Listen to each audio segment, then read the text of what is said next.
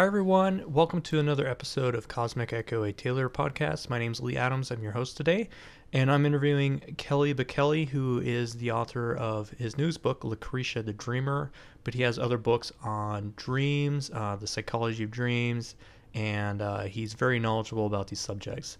In this discussion, we go into what dreams are, what they kind of do for us, how Kelly got interested in his work through dreams and religion. And then we eventually dive into his new book, The Lucrecia the Dreamer, where we talk about Lucrecia, who was a woman, and she had prolific type dreams and was trialed eventually for her dream experiences. So Kelly has a lot of knowledge on that subject, and we really have a great conversation about that.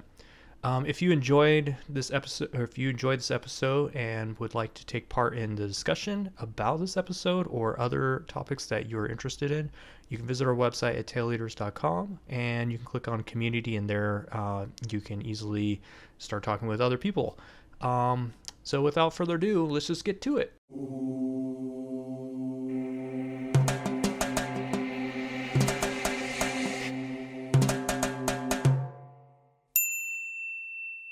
Thanks for spending time with me and the listeners today, and I'm with Kelly. And tell me a little bit about yourself and how you got interested in dreams, and your background and the psychology of religion, and how that transformed into this whole dream thing that you've been working on. Sure. Well, thanks for having me on your show, and I'm happy to talk to you about things I hope are of interest to your listeners. I first got interested, as many people do in this field, through my own dream experiences. I had a series of strange recurrent nightmares during late high school, early college that kind of took me off the path of normality and got me studying psychology and philosophy and religion and kind of anything that could help me understand dreams. And it was sort of initiated by my own personal interest, but then I quickly learned, wow, other people have similar kinds of experiences, or even more amazing experiences than I have. Wow, what's going on with this? What can I learn about it? Still on that path, whatever, many decades later. That's cool, man. So I mean, tell me about your recurring nightmare a little bit. I would like to learn more about that, because I've had, oddly enough, recurring sleep paralysis and nightmares is what got me into doing this whole thing with dreams and consciousness and going in that direction. So it sounds like we're similar in that way. Yeah. No, and I'm guessing that if you ask, enough people, you'd hear similar stories in this area. I don't know. For me, it was a very unexpected thing. I wasn't.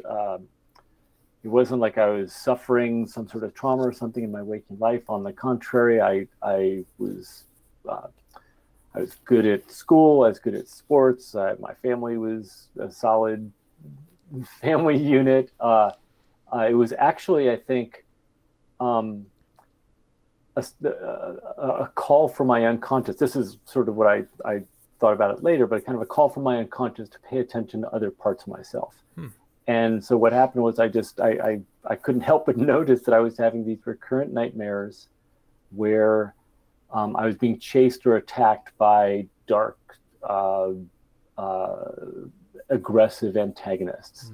And everything I was good at in the waking world was useless in these dreams. I couldn't outrun the attackers. I couldn't outfight them. I couldn't outsmart them. I couldn't hide from them. There was nothing I could think of consciously was able to deal with this. And fortunately, I was growing up in the Bay Area, a time when people like Jeremy Taylor and Patty Garfield and Stephen LaBerge and Gail Delaney, people like that, were very active at the beginning of kind of the dream work movement. And so I read some of their books, read some Freud, read some Jung. And Jung's idea of the shadow really made a lot of sense to me in terms of an archetypal symbol of those parts of ourselves that are left in the shadows of the psyche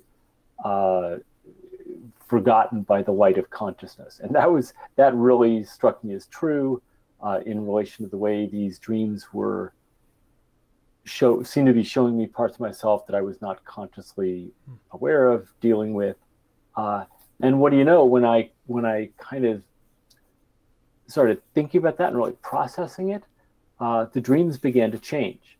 And that chasing theme changed, and the dynamics between these antagonists and me went in new directions. And it gave me this tangible sense that by paying more attention to my dreams started paying more attention to me, and kind of taking me on a journey. Yeah, that's fascinating, man, that you were able to kind of look at the nightmare experience in a different way, especially as somebody that didn't have a lot of training in that area, and then kind of turn it around to be something positive. That's a deep reflection that I don't think a lot of people just kind of get there on their own. Was it something maybe you're reading or something like that that caused you to be able to identify the nightmares as something that you could kind of change and manipulate? Yeah, it was probably a combination of the dreams, and I had a couple of really good friends at that time who were helping me think things through, really brilliant people. I spent a lot of time in the Northern California kind of forest, running around on the coast. So that was definitely, to be honest, kind of a part of the process of figuring this out, being in those spaces. So yeah, it took, and people, like I said, like Jeremy Taylor and I mean, I met Jeremy, and then I met Gail Delaney, like within a month or two of each other. And those are really, just revelatory experiences, just in the sense of like, wow, look, here are people who are really good at this and smart and go in different directions. The diversity of it, the opportunities for exploration. It was just, I think it piqued my curiosity so hard that I was just like, yeah, this is something I want to just keep at. Neat. Well, did you have like a religious background too that kind of put you in the, because I mean, you got your PhD in psychology of religion, I believe, correct? Yeah, from divinity school. So Okay. after college, I got a master's degree at Harvard Divinity School, and then PhD at University of Chicago Divinity School. So my degrees are in religious studies. I'm not a religious person. I'm a pagan, if I'm anything. Interesting. I wasn't raised in a particular tradition. My mother was Catholic, so there's kind of and my father was Unitarian. So those traditions are definitely in my life, and they've shaped me. But I'm not a formal or institutionally religious person. But I found early on in my studying dreams and exploring dreams, and kind of looking at my own dreams, which were some of these nightmares were so otherworldly, and so some of the things that happened after I got past the kind of the fight flight fear dynamic, and things kind of opened up, which is always interesting. Like if you can kind of calm down enough to like stop, look around, see what's going on, you realize there's an amazing world out there, worlds, realities. So that really got me excited and made me realize that this is a bigger topic than just Western psychology can encompass. And so that really was the big insight, that Western psychology has been in existence for a couple hundred years. Humans have been talking about their dreams and exploring them and studying them in great sophisticated detail for millennia.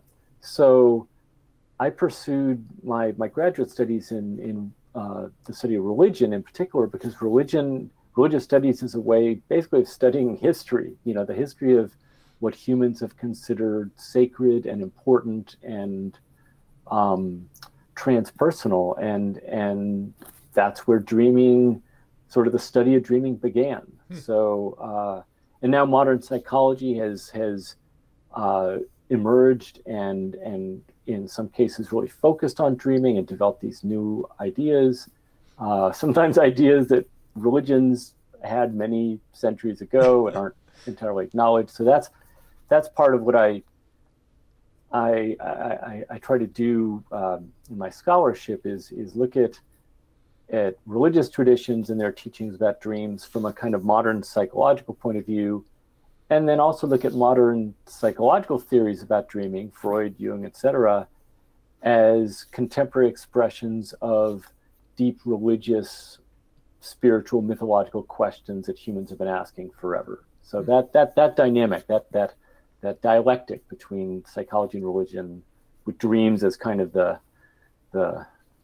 ball that they're kicking back and forth, is Neat. what I find. That's so fascinating, man. It really is. Yeah. So I mean, the primary way that I'm really interested in your work is because I read one of your books, The Introduction to the Psychology of Dreams, and it's by far one of the best books that I've introductory type books that I've read on dreams and understanding dreams and things like that. So I really kind of want to dive into that and then get into your eventually get into your later work. But so unfortunately I don't have the book with me, so I had to look at the chapters. I've loaned it out to somebody. But I had to look at the chapters and kind of pick on points there. But so in your book, in the beginning, you kind of talk about the basic questions of dream formation and how they're kind of formed. So can you go a bit into what you've learned about how dreams are kind of formed through the mind and the psyche, and how they kind of play a role in who we are? Yeah. Well, in that book, I really tried to, in pretty simple terms, describe the historical growth of knowledge about dreams that has happened since about the beginning of the 20th century, which most people will date with Freud's book, The Interpretation of Dreams, which he published in 1900. That kind of launched the modern psychology of dreaming. And from a psychological point of view, and after Freud, this became a particular branch of Western thought. Dreaming is formed and generated out of the brain, out of the mind, out of the, what happens between the ears inside the cranium of the sleeping individual. And there's nothing else that counts or that matters. And this was considered an advance over pre-modern theories and ideas about dreams that involve either the soul, the disembodied soul, wandering about while the body sleeps and in place, or being visited by spirits, or various kinds of transpersonal phenomena. And there's also a thread of psychological thought that is trying to acknowledge the kind of the brain-based nature of a lot of what goes on in dreaming, but also recognizing the at least the cultural sort of socio-ecological context in which people dream as being real factors that modern psychology, starting with Freud, has had a tendency to overly individualize the way we think about dreams. That dreaming only happens inside the individual and only matters to the individual. And that, I think, is too much. I think you can say, yes, dreaming originates, like there is a rootedness of dreaming in our minds, our brains, our bodies, no doubt. And dreams certainly revolve around many of our personal concerns and personal interests and emotions and such. But dreams are also reflecting the bigger worlds in which we live and the complex realities in which we live. And so, I've tried to in this book represent how these different views of the functions and formations of dreaming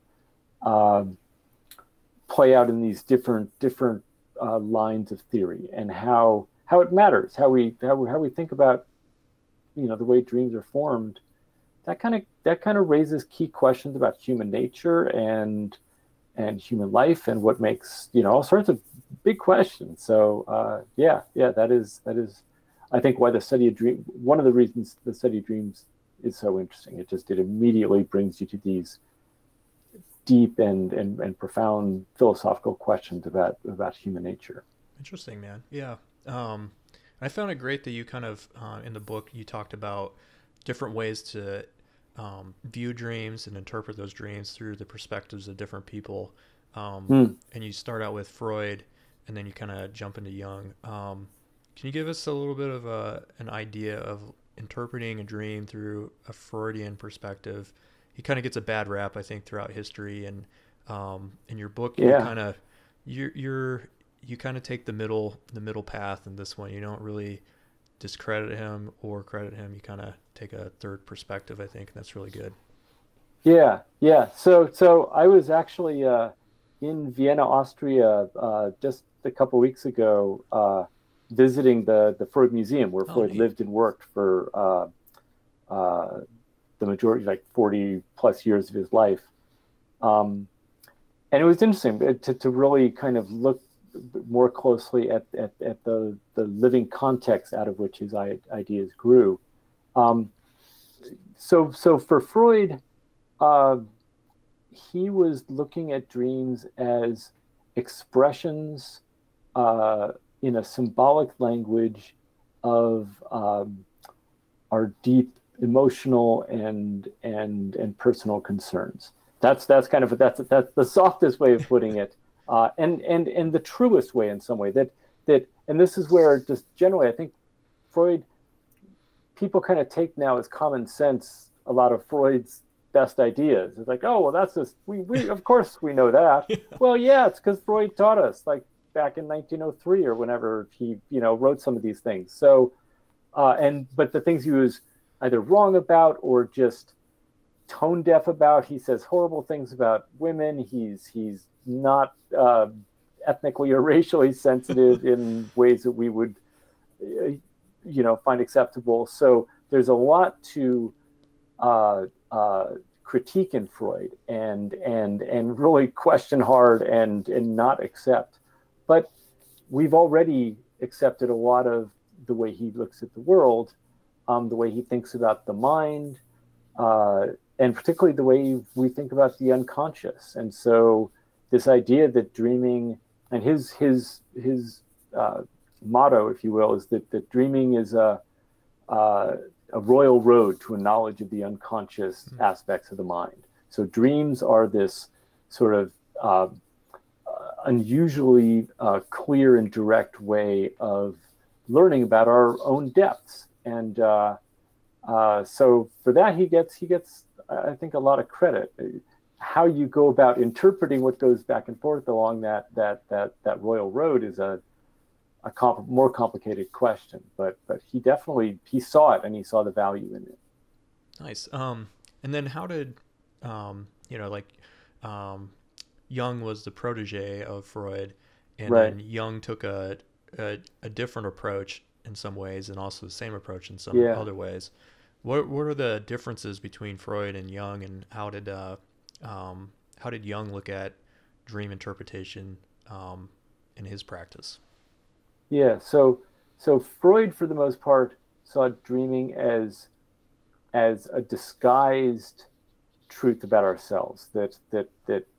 That's why we have symbols to kind of express a feeling, but without consciously knowing about it. So it keeps it kind of semi-repressed. Whereas for Jung, he saw dreams as just speaking in a natural language of symbol and metaphor. So for Freud, there was always this idea, you have to get past the resistance. There's something hidden. There's something deceitful about the dream. And where Jung took his point of departure was, no, dreams are just speaking the natural language in which they speak. And if there's a difficulty in understanding, it's because our conscious minds are a subset of our whole psyche. And so it's tough for the ego, the limited rational ego to grasp and understand expressions of the mind from these other realms. So what Jung did was try to find parallels between the images and themes in our dreams in other places, in mythology, in historical, religious texts, sacred texts, alchemy, Gnosticism, a lot of different esoteric traditions of symbolism and spirituality that Jung felt were all tapping into what he called the collective unconscious. And so dreams emerge out of the collective unconscious within all of us. And for Jung, there is a Freudian layer of dreams. Like Jung would say, Freud was right about a lot of stuff. A lot of Freud's views of early life development, a lot of Freud's sexual theories. Jung agreed with a fair amount of that. But there is this other layer, this sort of transpersonal layer, trans-ego layer of the mind, of the psyche, of dreaming that Jung felt Freud's theory was not adequate for use, and so he developed his theories to help with, particularly with those kinds of dreams. Makes sense. And it sounds like there's parallels between Jung's type of his attack towards dreams and yours as well, because you both kind of went to this religious practice, this religious studies, once you started diving into dreams. Is there any reason for that, or is it kind of just that it just happenstance that you both kind of dived into the religious aspects? Oh, no. It's a very direct. I mean, both Freud and Jung. I mean, there's no. I mean, they both have profoundly inspiring qualities to their lives and their works. Their ideas are still a source to me of just immense fascination and interest and learning. And I go back and forth. Sometimes I feel like Jung has had a bigger influence, and then there are times it's like, Freud really, there is something about his kind of relentless self-scrutiny and kind of his critical awareness of the world that I think distinguishes him from Jung in some ways. And so it just depends on what day of the week it is, whether I feel one has had a bigger influence on me than the other. So. That's interesting, man. Have you found any, through your studies of religion and the history of religion, have you found any aha moments in that you haven't found that are in Jung's work, where you've kind of identified something that works with dreams, or throughout history that some religious group had practiced in dreams, that they found some type of deeper meaning to them, or technique, or anything that really brought you saying, wow, this is substantial, this is something that people should know about? Yeah, well, I mean, a couple things. I mean, neither Freud nor Jung really was thinking of working with dreams, exploring dreams in group settings. They're both therapists, they're both psychiatrists, and working one-on-one, often with people who have pretty serious mental illness. And so neither of them really was able to help look, in a way, for me anyway, at examples around the world of cultures where dream sharing among family members, among friends, among villagers is a normal and natural part of life, and in some cases is part of special rituals, ceremonies, initiation processes. Freud and Jung don't really ever get into that, so you kind of have to go to history of religions, to anthropology for that kind of thing. Along the same lines, Freud and Jung both, although Jung a little better than Freud on this point, the idea that dreams have more than just personal significance. Dreams are important for more than just the individual. In many cultures, yes, dreams are important for the individual. They might also be important for the community. They might have something to tell about what's, an impending war, or an impending, a famine may be coming, or a dispute between different clans or something.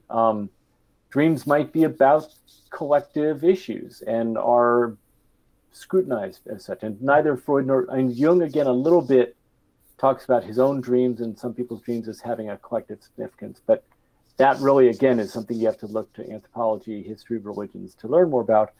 And then, really the best example, I'd have to say, a topic that you're interested in, lucid dreaming.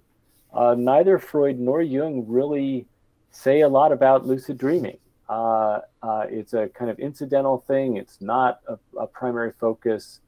And so, again, if you look at the history of religions and anthropology, cross-cultural studies of dream practices, there you find, wow, people have been looking at consciousness within sleep, developing awareness within sleep, all over the place for a long time. And you wouldn't know that if you only read Freud and Jung. So yeah, several places where they can be supplemented and extended. That's great, man. Thanks for pointing that out.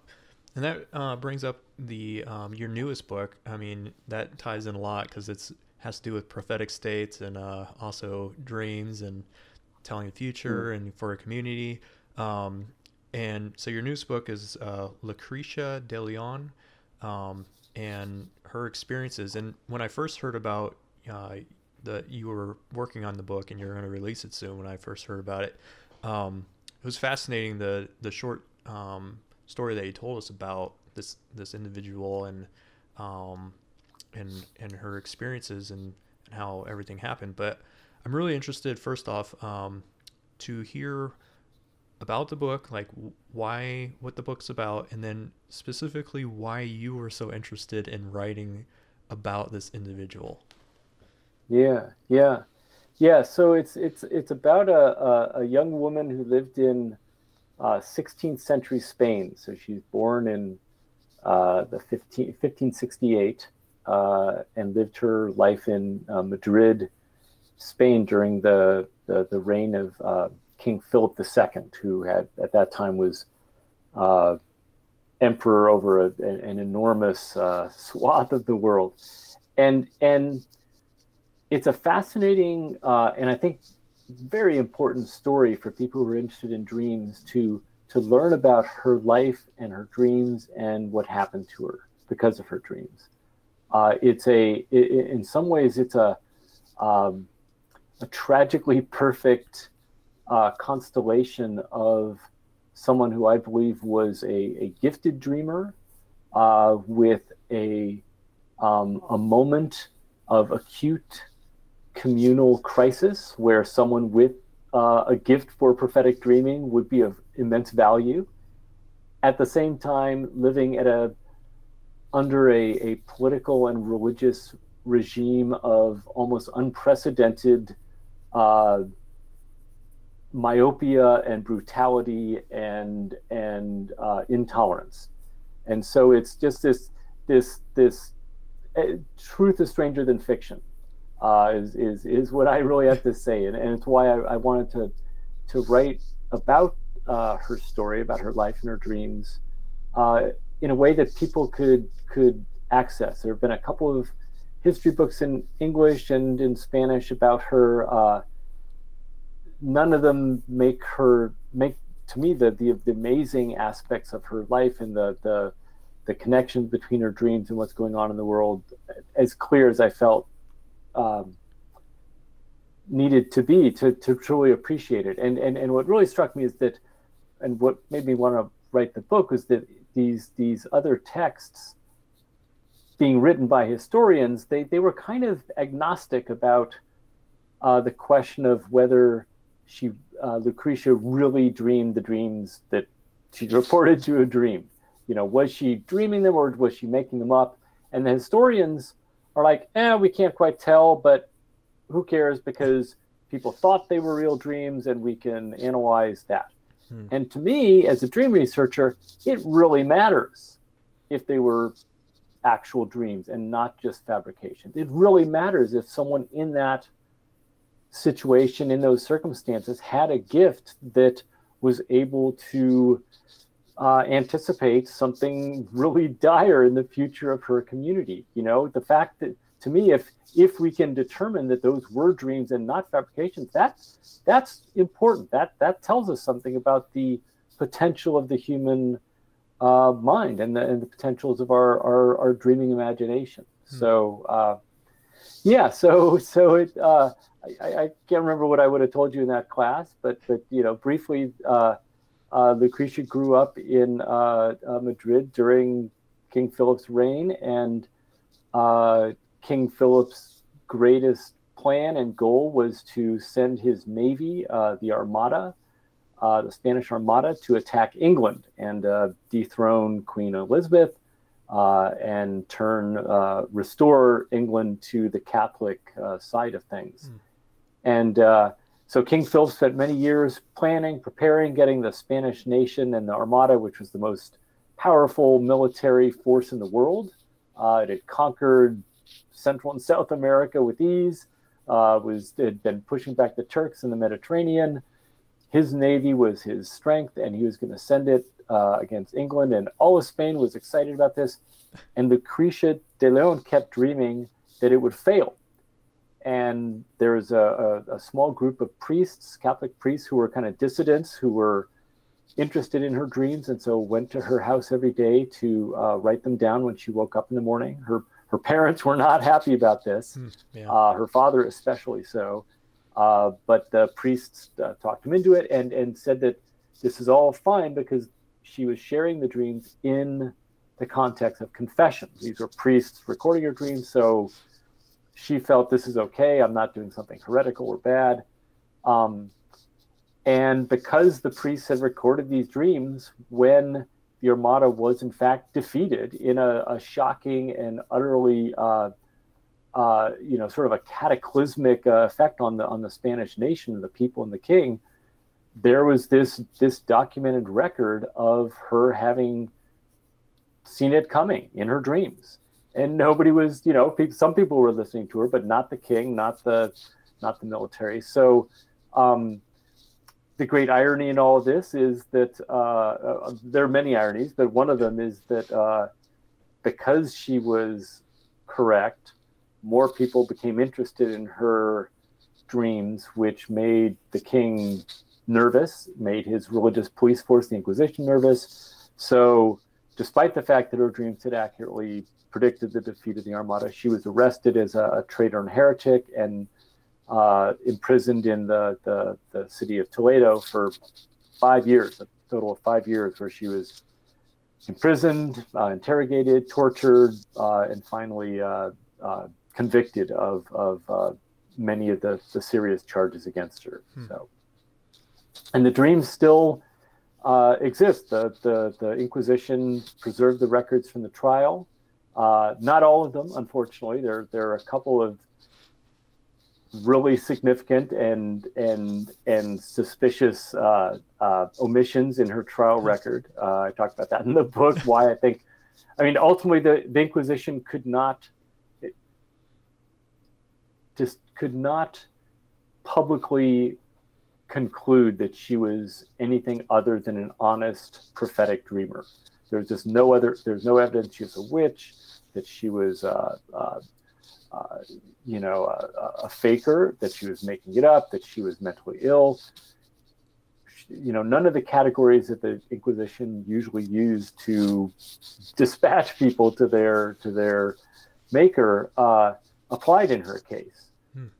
So they just tried to make her disappear. They just kind of imprisoned her, silenced her, and eventually banished her from Madrid. So it's a tragic story of truth speaking to power and how power responds to truth. Yeah, it's a very and I'm glad last thing I'll say, I'm glad I was able to write the book. It was a very personal experience to be able to tell this dark but to me very inspiring story. I think it speaks to the present moment in frightening ways in terms of dealing with an extremely violent and repressive political and religious regime. Those regimes are in the world, and there are also gifted dreamers in the world. And the book is written for the gifted dreamers of the world. Like, interesting, man. You're needed. That's great. Yeah. That totally makes sense why somebody like you would write this. It's kind of looking back, and seeing your past work, and then coming to this book. It's kind of like, what happened? Like where did this idea come from? But you explaining in that way, it definitely makes it so it's like a passion of yours to tell a story about somebody that was prosecuted for their dreams. That's huge. And it probably, Exactly. it still happens today. A lot of people come from religious families and stuff where if they tell their family members these amazing dreams they have, they're often prosecuted in some ways or shunned because of these experiences that they're had.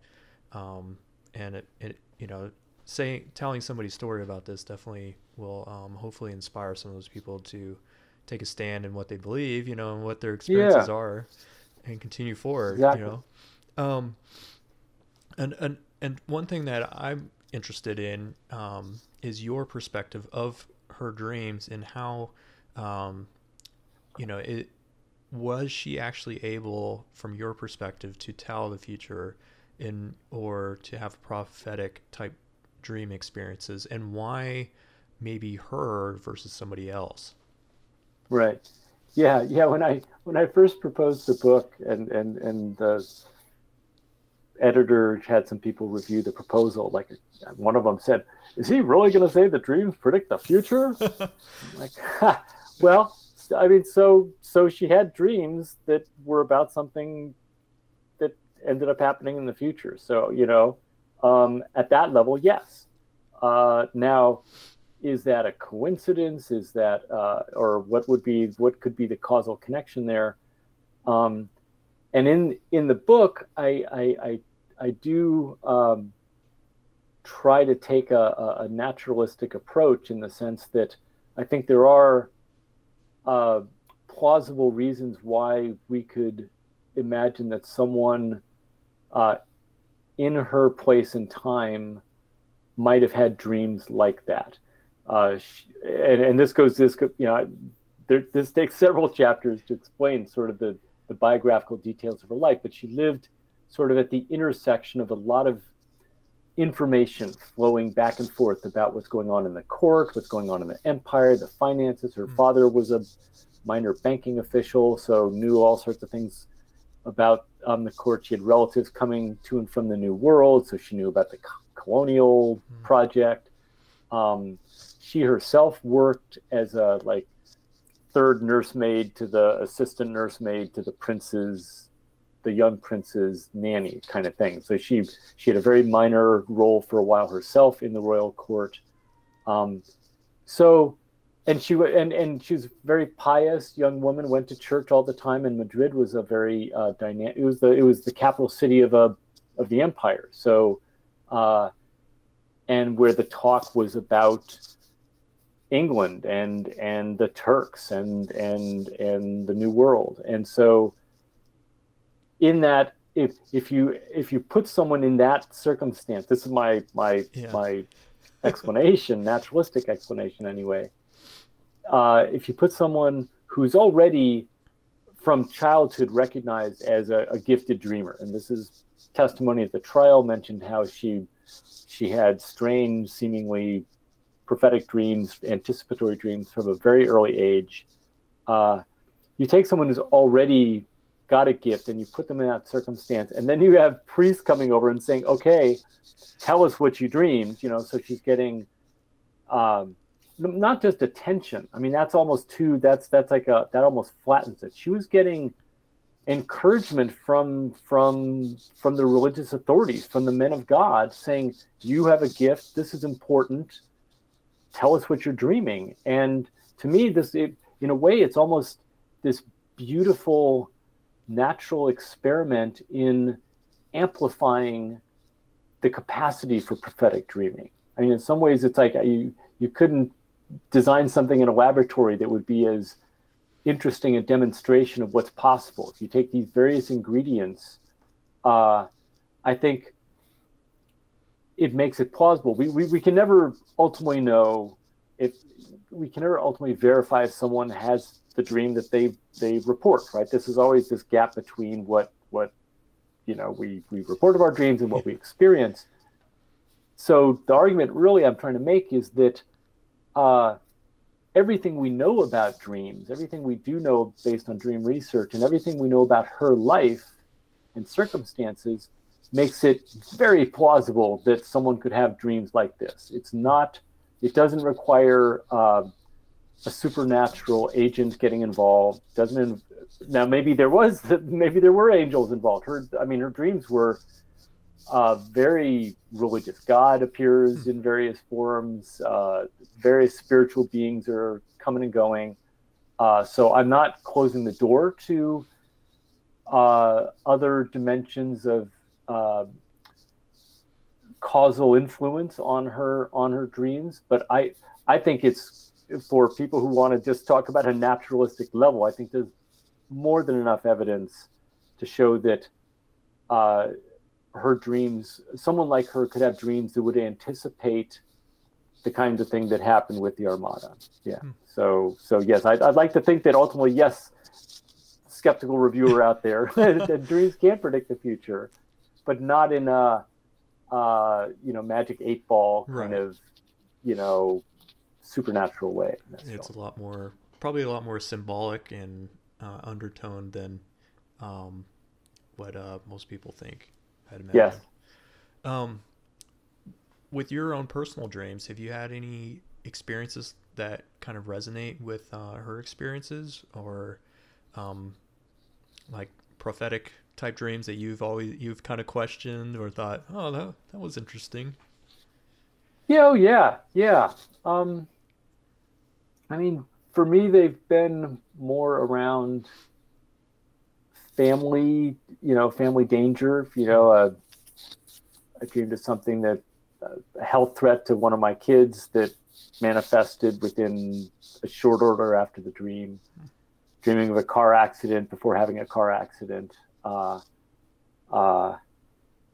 hope that some of my political dreams are not anticipatory and things, apocalyptic things. Yeah, we'll cross our fingers on that. Going to pieces. So yeah, it's, for me,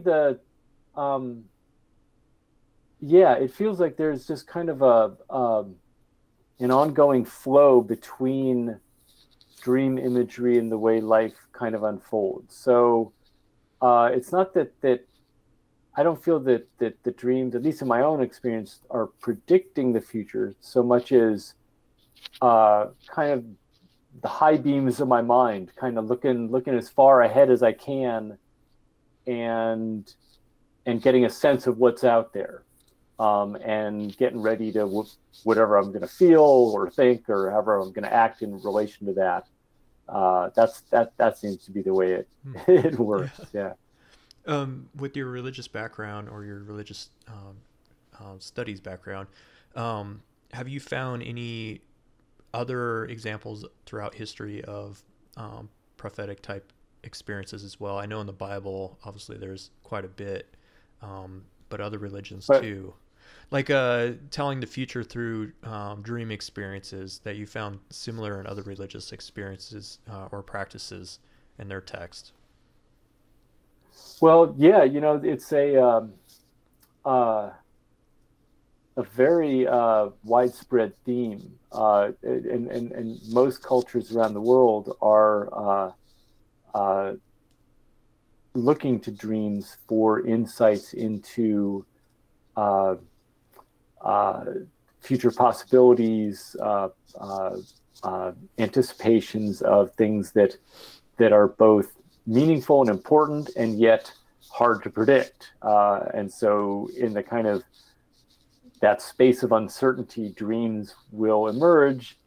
And, again, it's sometimes it's a direct predictive kind of thing. Other times it's a kind of a more emotional preparation, like whatever is going to happen, you're going to, your emotions will get high. I mean, I will say, I forgot, and I did have a very recent experience where this is a couple weeks ago, where I thought one of our cats got outside, a cat who's an indoor cat and has not been outside, and for the better part of a day, so say 10 or 12 hours before I finally went to sleep, I thought this cat was gone. I thought it was my fault. I was imagining all these horrible things happening to it. I went to sleep, woke up about 3 a.m, realized that it would be a good time to go out and whistle some more and see if the cat was there. And I woke up and I had a dream that I'd found the cat. And there it was. And I woke up and I was like, stupid wish fulfillment, like, Yeah. I know the cat. I have not found the cat. I have to now go out and look for it and feel even worse. I walk downstairs and there's the cat inside, sitting on the couch looking at me. I have no idea. Maybe it didn't go out. I don't know where it was inside. It's a total mystery, but there it was. And this dream, like, totally, I mean, I dreamed that I found it, woke up, did not believe the dream, walked downstairs, and there was the cat. So, so that was almost that was a humbling kind of prophecy dream, because I had such a bad attitude about it. I was like, oh God, that is so mean of my dream. Yeah. Telling me that I found the cat when I know I haven't. That's interesting, man. Yeah. I've had prophetic type experiences too through dreams. I've had one that was very profound in my life, where it's like it wasn't telling the future. It was telling the future that somebody in my family was going to go, or my sister's boyfriend at the time was going to go skydiving, and I look at it. You have to look after the fact and be like, how did I know this was going to happen? Right. Anyways, in the dream, I come home and everyone's upset, and I'm like, well, why is everyone upset? And they said this person died in a skydiving accident. And I was like, well, that what? I was totally confused. And then I woke up and I was like, I feel like I have to tell someone about this, because it's somebody's life, and it seemed pretty real. So I told my sister, and she said that he was planning to go skydiving that weekend. And I had no idea and no need for anyone to tell me or anything about the skydiving. I look at it from, after the fact. I'm like, there is no reason for me to come up with this idea that this person's going to go do that. They've never gone in their entire life, and it just so happened they're going. And my sister wasn't living at home at the time either, so I had no way of like having a conversation with her about it. But she told him, and he didn't go, and who knows, what would have happened. But that was my one dream. But that's it's part of it's part of the radar system. I think that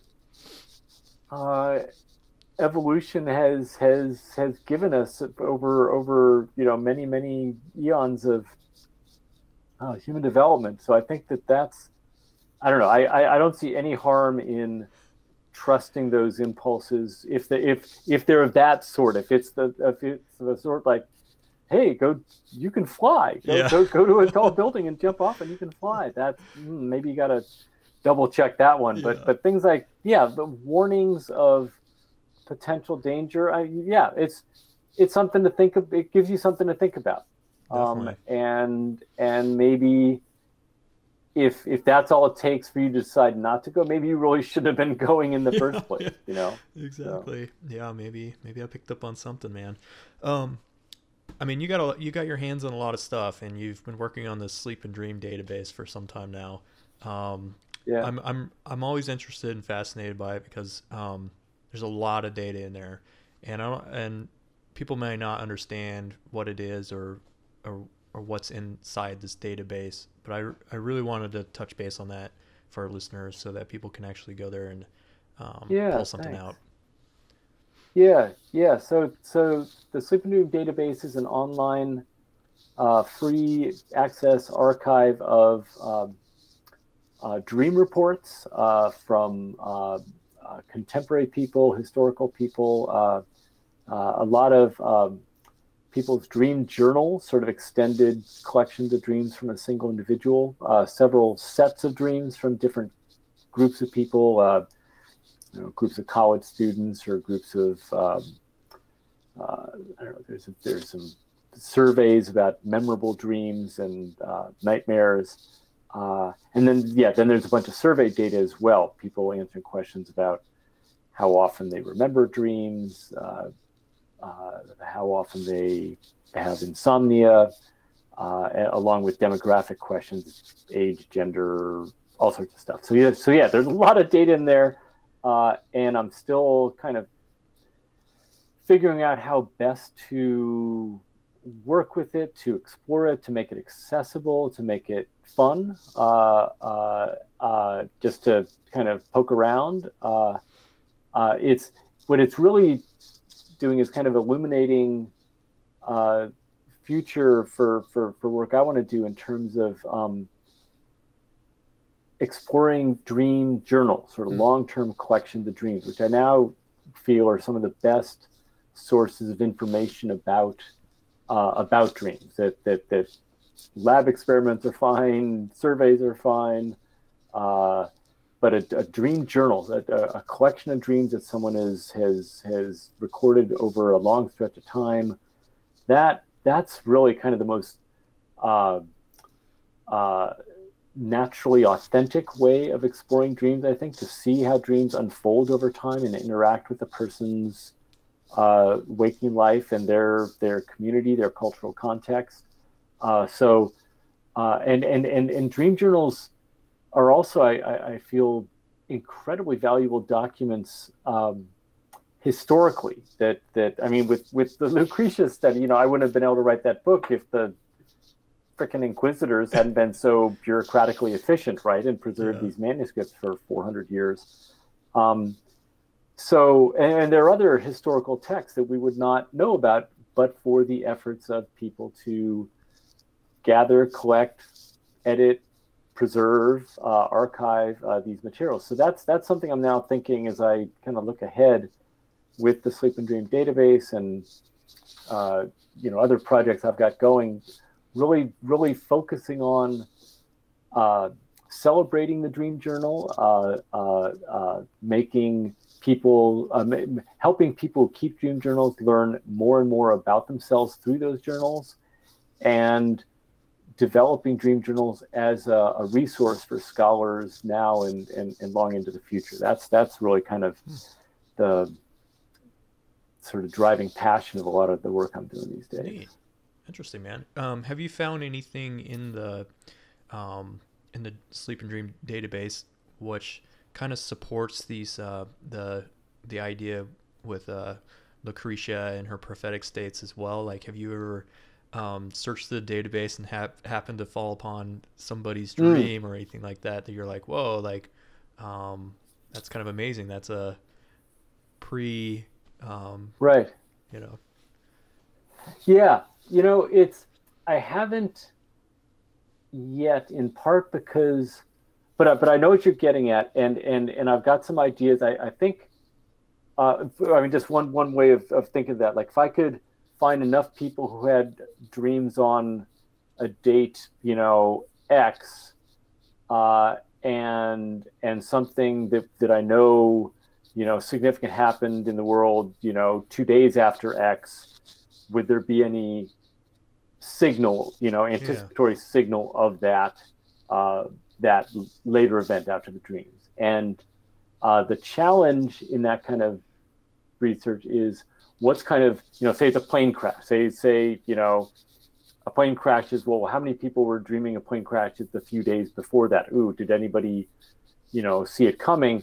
The thing you'd really have to do is know how often do people dream of plane crashes just generally, just without, one happening the next day. And then with that as baseline, how much more of a plane crash, phenomenon would you see? And it's tough to do this experimentally. It's so like in Lucrecia's case, it's so deeply textured in the individual's life and intimately rooted in everything that is their actual lived experience, that it's hard to extract, though, to turn that kind of a process into an experiment. Any kind of where you're able to control variables and sort of tweak this aspect and tweak that aspect, it kills it. Yeah. So it seems, or it diminishes it to a very pale reflection of what it can be in these more naturalistic circumstances. So long way of saying, I think there may be something to that. And I'm very curious about precisely that kind of question. What can a large database of dreams reveal about, signals in the noise around anticipatory dreaming? It's hard to accomplish, and I want to make sure when I really pursue that I haven't yet kind of created the foundation I feel I would need to do that in a kind of responsible way. That makes but sense. I will. Hopefully Yeah, someday. that's interesting, man. What are some things that you've gotten from the database that you can kind of at least clearly say these are some tendencies or some commonalities that people have?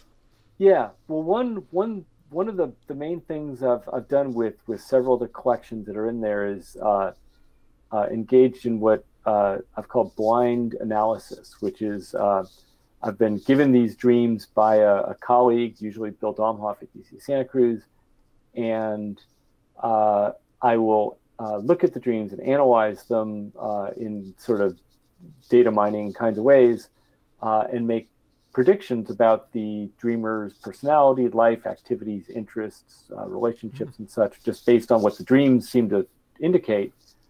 And then after I make those predictions, I interact with the dreamer, find out, what's right, what's wrong, help me understand the patterns here. And having done this more than a dozen times, I feel really confident that dreams are a remarkably accurate mirror of our most important emotional concerns and relationships in waking life. The dreams really do reflect who we are, what we care about, what we hope for, what we're scared of, what most occupies our sort of emotional energy. And that may not be what we spend most of our time doing. For example, people don't always dream about their jobs. They spend a lot of time at their jobs. Maybe they don't dream about that at all. It's because it's not a part of their emotional landscape. So that's probably the most powerful lesson I've drawn, is just how accurately dreams represent who we are and what we care about. Well, that's fascinating, dude. Can you talk a little bit about that process? Because this is generally when it comes to dream interpretation, the Jungian style is you have to interact with the person, right, and have them determine the dream. It doesn't sound, right, like you're saying this is what the dream means, but you're getting it's kind of like analyzing a painting of somebody's painting and then kind of determining who the person is from their painting. So I'm interested to know your process on this, because it's fascinating. That's really fascinating, man. Yeah. Now that you mention it, Freud and Jung would hate this. Just hate it. Yeah, they would not like this, because it's almost the antithesis of what they do, because it's saying, don't tell me any associations, don't tell me anything about the dreamer. The less I know, the better.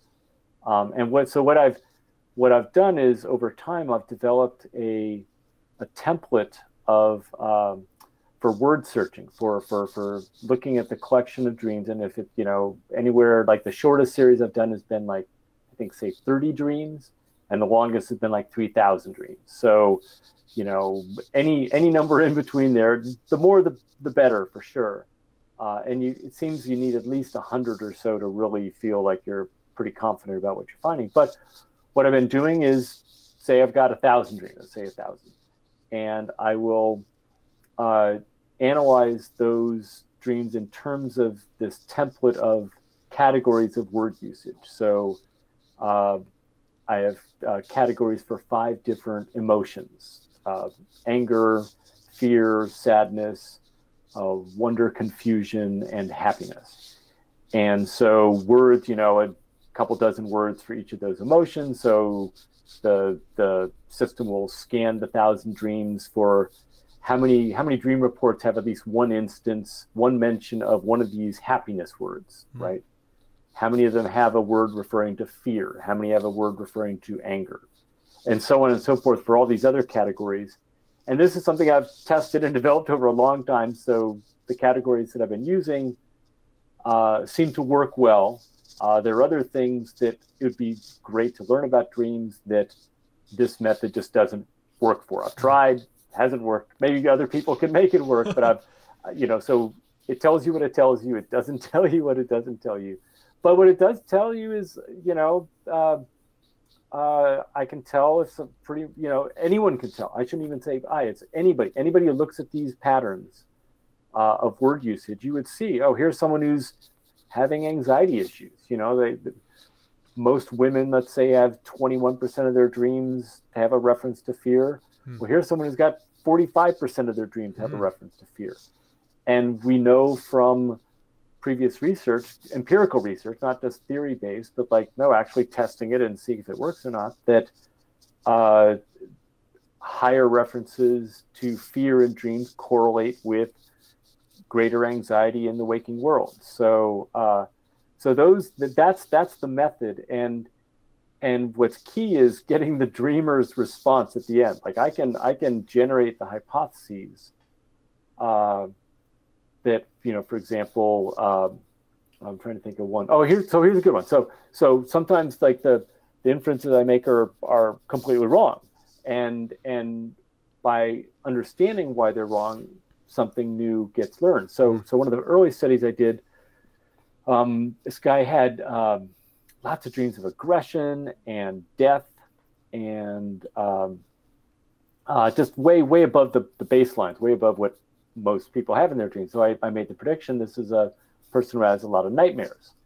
And when he responded, I was right on a lot of other things. He said, yeah, no, actually, these aren't nightmares. I'm a video game player. Oh. And yes, I have a lot of dreams where I'm being chased or attacking. Right. And it's fun. It's an adventure. It's a good time. So it's not a scary nightmare. And so for me as a researcher, I'm like, oh, so I have to now think of that next time I see someone's dream patterns where there's elevated aggression and death references. And what I noticed was, I didn't key in on how his dreams had a higher percentage of references to fantastic beings. This, werewolves and zombies and such. Great indicator of video game playing, I now know. But so this whole system is predicated on my making these kinds of inferences, and then I hear back whether they're right or wrong, and then I build that into the next effort. So this is why I'm feeling pretty confident about the things that are coming out. It's not just my interpretive wizardry. It's I think that these are the signals in the data that anybody following this method could identify as well. That's really amazing, man. It sounds kind of like you're painting a picture of the person through the dream experience, and if anything, that proves that the dream is a reflection of us. That's kind of a theory, I think, but the more you do this research, the more you're able to paint an accurate picture of a person through a dream. It is obvious that the dream is a representation of who we actually are, maybe more so than we thought. Yeah, and this is all I should say. In some ways, a preliminary process, because I feel that the ultimate goal is to explore what Jung called big dreams, which are unusual, extraordinary. They're not normal. They don't fit the average patterns. But we can't fully appreciate extraordinary dreams, I think, until we really have a good sense, again, of the kind of the baseline of ordinary dreams. And so once we really understand kind of what general dreaming is up to and the basic patterns, which I think this method is helping us do, to me, that provides the awesome, excellent, ideal platform for exploring unusual dreams and in ways that again, technology, word searching, lab experiments probably aren't going to help us with. But they can help trying to get those technologies to help us as much as they can before we have to kind of set off and use our intuition, our judgment, our insight. But the technologies can help us get pretty far. So that's kind of the goal here, is to push this system as far as it can go, squeeze as much meaning as possible out of it before we have to leave it behind and go beyond. Because ultimately I want to go beyond just kind of how dreams reflect what's going on to where dreams want to lead us. Interesting. Yeah. Well, man, what are some ways that people can get a hold of you, read your books, and access the dream or the sleeping dream database? Well, Lucrecia the Dreamer is out and available, Stanford University Press. I think it's the most interesting and dramatic story about dreams I've ever encountered in, I don't know, 35, 40 years of reading books and such about dreams. So I really think it's just an amazing story. Anybody who's interested in dreams, I think that book would really be of interest to you. The Sleep and Dream database has a website. You can check that out. kellybulkeley.org is my personal website. I post stuff up there all the time. I tweet about dreams, not about my breakfast, not about my political views, just about dreams. But if you are interested in current little thoughts about dreams, quotes and such, my Twitter account is something I care about a lot. And I write for Psychology Today. I write a periodic blog post for them. So a few different ways I put things out there. And the International Association for the Study of Dreams is awesome. Anybody interested in dreams should really think about getting involved with them. I'm helping out with a variety of gatherings and conferences and such. So all sorts of ways to be excited about dreams and study dreams. Awesome, man. Well, thank you for spending the time with me and the listeners, and appreciate your work too. It's inspirational to people that are trying to get into dreams, and also it sounds like learn about their dream experiences from other people as well now. So right on. I appreciate everything you're doing, man. So good. Well, no, I enjoy your show. You're asking all the good questions. Thanks, it's fun chatting with you. Awesome.